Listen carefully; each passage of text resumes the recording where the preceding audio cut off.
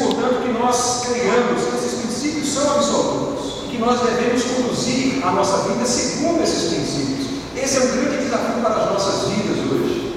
Pautarmos as nossas vidas não no que eu acho, não no que você acha, mas no que a palavra de Deus diz, tanto no sentido doutrinário, no aspecto doutrinário, quanto no aspecto ético. Então eu vou conduzir a minha vida, as minhas decisões, pautada no que a Bíblia diz para mim. Uma igreja que se aprofunda, que enfatiza o conhecimento das Escrituras, é uma igreja que produz na vida dos crentes esse sentimento de maturidade, saber escolher, saber tomar decisões e tomar decisões coerentes com a sua fé. A coisa mais incoerente, mais difícil é nós vivermos uma fé e tomarmos decisões diferentes daquilo que queremos, porque nós vamos ficar divididos. É preciso que nós reconheçamos o valor da palavra de Deus, do ensino da Bíblia, na conduta, na boa conduta deste mundo. É a palavra de Deus que vai ter a capacidade de influenciar a nossa boa conduta. Em terceiro lugar, ao enfatizarmos o ensino bíblico, nós devemos reconhecer seu valor como necessário à proclamação da palavra de Deus. Nas igrejas batistas, nós não pregamos lá em Ribeiro, nem Roberto Chiniachique, nem outro qualquer guru da autoajuda. Eles não são referências para nós. Nós não estamos procurando autoajuda, nós estamos procurando a ajuda do alto, a ajuda de Deus. E quem pode trazer para as nossas vidas essa ajuda é a palavra de Deus. Eu preciso então examinar a palavra, estudar a palavra. Eu preciso aprender a palavra com os irmãos que têm mais experiência, que conhecem a palavra mais profundamente, que podem me ajudar a tirar as dúvidas que eu tenho a respeito da palavra. E então eu vou tendo a capacidade de ir formando a mentalidade do que Deus tem para a minha vida, da obra de Deus em prol da salvação do homem. Eu vou entendendo este projeto de salvação. E quando eu vou entendendo o plano de salvação, eu começo a ter a capacidade de evangelizar.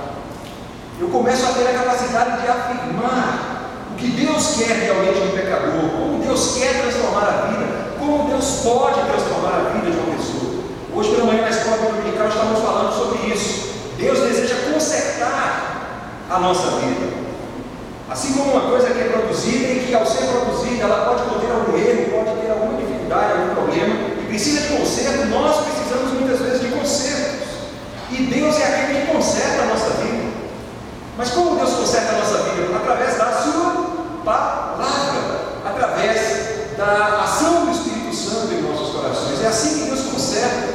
Deus conserta uma característica moral, um problema de caráter, uma falha de temperamento. Deus transforma assim, confrontando com a palavra de Deus, porque quando somos confrontados nos sentimos mal, incomodados. A palavra de Deus nos incomoda. Eu fico reparando, a gente começa a pregar a palavra de Deus, as pessoas começam a se movimentar, a sair sanduários. A palavra incomoda. Nos dias que nós estávamos aqui no congresso, foi uma bênção o nosso congresso de missão. Foi quem acha que foi uma bênção? Uma bênção. Hoje, no dia que nós recolhemos uma oferta aqui, eu tive que vir aqui na frente, recolher a oferta e levar para as tesoureiras. E depois, para não atrapalhar aqui, eu voltei por lá. Sabe qual foi a minha surpresa? Havia um grupo lá fora, não era na tenda não, ali na porta, quase do tamanho do grupo que estava aqui dentro, batendo papo lá fora.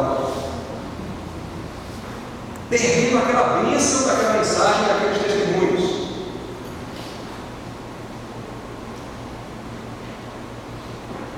Por isso que eu digo que isso precisa ser mais do que teoria na vida da nossa igreja, das nossas igrejas.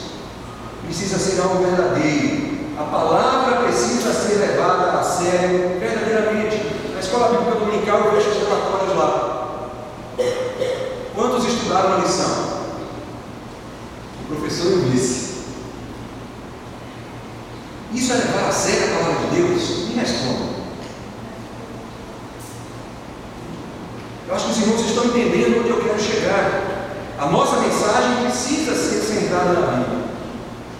Ela precisa tratar da palavra de Deus. Porque o Evangelho, meus irmãos, é o poder de Deus para a salvação de todo aquele que crê. É pelo Evangelho que as nossas vidas têm sido transformadas dia após dia. Então é importante que nós tenhamos a capacidade de pregar o Evangelho. Não é pregar uma vã filosofia. Não é pregar autoajuda.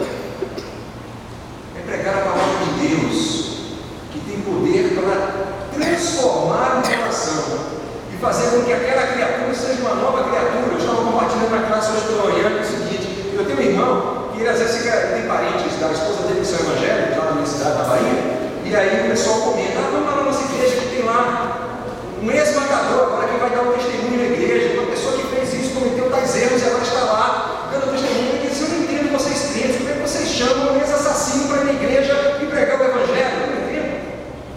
Aí eu digo, você não entende o novo nascimento. Você não entende o que Cristo fez na cruz por você. Porque se você conhecesse a Bíblia, você entenderia do que eles estão falando.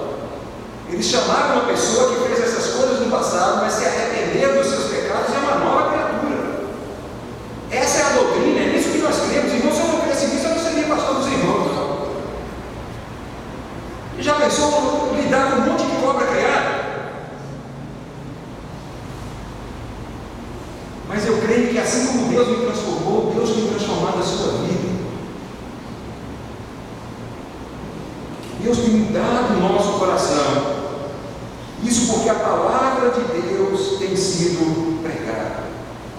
E a palavra de Deus tem o poder de mudar o coração dos outros. Há uma história muito conhecida na Bahia. Eu não sei se em algum momento eu já contei aqui para os irmãos. Pastor Ezequiel Monteiro Neto foi o meu pastor que me batizou. O pai dele chamava-se pastor Pacífico Monteiro. Foi um dos desbravadores batistas do sul e sudoeste da Bahia. Conta a história que certo dia ele foi pregar o evangelho numa fazenda. E aí ele pregou e algumas pessoas se converteram. E logo em seguida pediram autorização ao dono da fazenda para começar a fazer um pequeno templo. Eles começaram a fazer um templo e o pastor Pacífico ia lá todo mês para pregar o evangelho. Só que aí as pessoas, não só daquela fazenda, mas de outras fazendas, começaram a se converter também naquele lugar. E o dono de uma dessas fazendas não era crente, odiava crente. Ele contratou um matador para esperar o pastor Pacífico e matar. O pastor Pacífico, como ia sempre, avisou que ia lá, chegou lá no lugar, entrou no templo, fez o culto. E o matador chegou no meio do culto e sentou, subiu numa árvorezinha e ficou de frente com a janelinha do templo lá, ouvindo o pregador. E o pregador começou a pregar. E falou sobre o amor de Jesus, o arrependimento, a necessidade de conversão, abandonar os nossos caminhos, abandonar as más obras. E quando ele fez o apelo, algumas pessoas do santuário se converteram e vieram à frente. E aí aquele homem saiu lá de onde ninguém sabia que ele estava e entrou no santuário, pegou um revólver, colocou em cima da mesa e entregou a vida dele para Jesus. Essa é a palavra de Deus. Tem poder para mudar aquilo que está no nosso coração, as intenções do nosso coração. Por isso a palavra precisa ser pregada, mas para ser pregada ela tem que ser ensinada, tem que ser estudada. Você estuda a palavra na sua casa? Você tem vindo à escola bíblica dominical? É preciso estudar a palavra